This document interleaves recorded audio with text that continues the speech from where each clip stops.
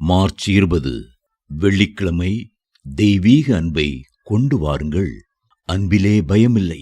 பூரண அன்பு பயத்தை புறம்பே தள்ளும். 1 யோவான் 4:18.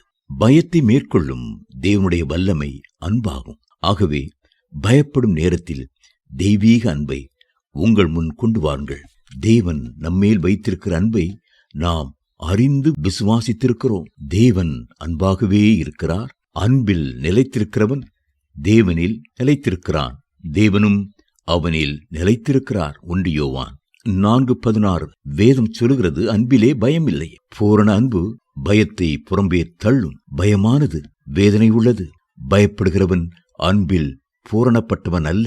அவர் முந்தி நம்மிடத்தில் அன்பு கூர்ந்தபடியால் நாமும் அவரிடத்தில் அன்பு கூறுகிறோம். 1 யோவான் 4:18-19. ஒருவர் ஒரு ஓய்வு நாள் பள்ளிக்கூடத்தில் சிறுவர் சிறுமியரிடம் ஒரு கேள்வி கேட்டார்.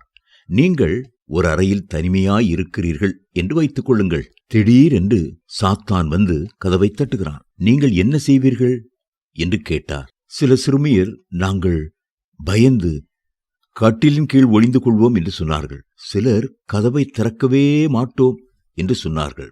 சிலர் அப்பாலே போ சாத்தானே என்று அவனை விரட்டுவோம் என்றார்கள். அப்பொழுது ஒரு சிறுமி கணீர் என்று, சாத்தான் கதவை தட்டினால் ஏசப்பாவை கதவை திறக்க சொல்வேன், சாத்தான் ஓடியே போய்விடுவான் என்றாள். எத்தனை அருமையான ஒரு பதில்! இயேசுவை நேசிக்கிறவர்கள் தேவ அன்பினால் நிரம்பி இருப்பதால் பயம் அவர்களை மேற்கொள்வது இல்லை. ஆகவே தேவனுடைய அன்பை பெற்றுக்கொள்ளுங்கள். வேதம் சொல்லுகிறது, மேலும் நமக்கு அருளப்பட்ட பரிசுத்த ஆவியினாலே தேவ அன்பு நம்முடைய இருதயங்களில் ஊற்றப்பட்டிருக்கிறபடியால் அந்த நம்பிக்கை நம்மை வெட்கப்படுத்தாது. ரோமர் 5:5. கர்த்தருடைய பிரசன்னமும் சமூகமும் உங்களோடு இருக்கும் போது நீங்கள் எதற்கும் பயப்பட வேண்டிய அவசியம் இல்லை. கர்த்தருடைய பிரசன்னத்திலே கர்த்தர் கூடவே நிற்கிறார் என்ற பெரிய தைரியமும் உற்சாகமும் உள்ளத்தை நிரப்பும். கர்த்தருடைய பிரசன்னம் சூழ்ந்து கொள்ளும் போது 1000-10,000 தேவதூதர்கள் உங்களோடு இருக்கிறார்கள் என்பதை உணர்வீர்கள். கர்த்தருடைய பிரசன்னத்தை உணரும் போது முழு பரலோகமும் உங்களுக்கு பின் இருக்கிறது என்பதை அறிந்து கொள்வீர்கள்.